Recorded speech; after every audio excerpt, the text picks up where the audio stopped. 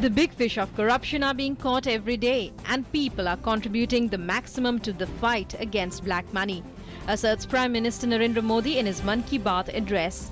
Calls people agents of change and appeals to the youth to come forward to capture this golden moment. Prime Minister Narendra Modi hits out at detractors who claim the government is bringing in new rules every day. Says new rules are being framed to spare people from unnecessary inconvenience and to stay one step ahead of those subverting the system. PM Modi rejected rumours about special concessions being given to political parties over their funding. Asserts that the laws are the same for everyone. Prime Minister Narendra Modi wished veteran BJP leader and former Prime Minister Atal Bihari Vajpayee on his 91st birthday, praising his exemplary service and leadership. PM Modi also paid tribute to Pandit Madan Mohan Malviya on his 154th birth anniversary. The Prime Minister in a tweet said that he bowed to Mahamana Pandit Madan Mohan Malviya, who has left an indelible contribution to the history of India. Information and Broadcasting Minister Venkaiah Naidu wished veteran BJP leader and former Prime Minister Atal Bihari Vajpayee on his 91st birthday. In a tweet, the minister said, Atalji is a great statesman who constantly strived to amplify India's prominence, dominance and eminence in global standing. Naidu also paid tribute to Pandit Madan Mohan Malviya on his 154th birth anniversary. Good Governance Day is being observed today to mark the birthday of former Prime Minister Atal Bihari Vajpayee, who has turned 92. From today, Good Governance campaign will be undertaken for 100 days, during which ministers and members of parliament will travel across the country and attend programs highlighting the government's key initiatives. The endeavour of the government is to improve delivery systems, to promote digital transformation and take forward the connectivity revolution in all sectors. The government will launch Lucky Grahak Yojana for consumers and Digidan Vyapar Yojana for merchants in New Delhi. The schemes are aimed at encouraging people to move towards significantly higher usage of digital transactions through the offer of incentives. The government seeks to promote digital payment methods to encourage consumers and merchants to increasingly shift to these payment modes. The schemes will be implemented by National Payments Corporation of India. India successfully tested the Smart Anti-Airfield Weapon SAAW system, capable of engaging ground targets at a range of 100 kilometers from a fighter aircraft at the Integrated Test Range in Chandipur.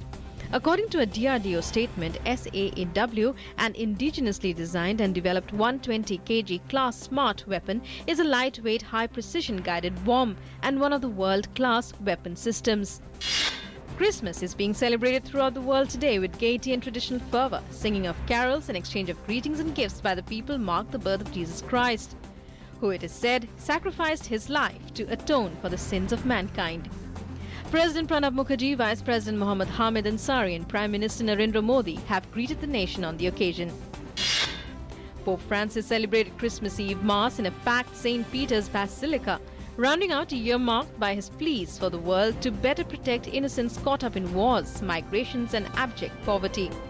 Addressing a 10,000-strong crowd, the pontiff urged worshippers to celebrate authentically by acknowledging the fragile simplicity of a small newborn and the tender affection of the swaddling clothes. President Barack Obama and First Lady Michelle Obama sent their final Christmas salutations from the White House, highlighting common values uniting Americans of all faiths. The Obamas appeared jovial in their greeting, showing a flashback to the filming of their first Christmas message in 2009 when the president could not stop giggling. Thousands of residents were fleeing coastal and other hazardous areas in the eastern Philippines as a powerful typhoon barreled towards the disaster-prone archipelago. Officials warned that 2.5-meter high waves and landslides posed the biggest threats as Nocturne closed in on the Bicol Peninsula and nearby islands. The typhoon will affect an area populated by nearly 42 million people, including the capital Manila, which was forecast to be hit tomorrow. President-elect Donald Trump has said he will dissolve his charitable foundation amid efforts to eliminate any conflict of interest before he takes office next month. The revelation comes as the New York Attorney General's office investigates the foundation, following media reports that the foundation's spending went to benefit Trump's campaign. Israel will reassess its ties with the United Nations following the adoption by the Security Council of a resolution demanding an end to Israeli settlement building. Prime Minister Benjamin Netanyahu has said Israel for decades has pursued a policy of constructing Jewish settlements on territory captured by Israel in a 1967 war with its Arab neighbors, including the West Bank, Gaza and East Jerusalem. Today is the birth anniversary of educationist and politician Madan Mohan Malviya. He was one of the prominent leaders of the Indian freedom struggle and went to jail on many occasions. His entire life was dedicated towards bringing self-rule into the country. Sri Lanka has unveiled a towering Christmas tree, claiming to have surpassed the world record for the tallest artificial Christmas tree.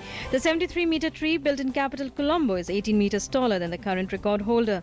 The tree's steel and wire frame is covered with a plastic net, decorated with natural pine cones, 6 lakhs LED bulbs, and topped by a 6-meter tall shining star.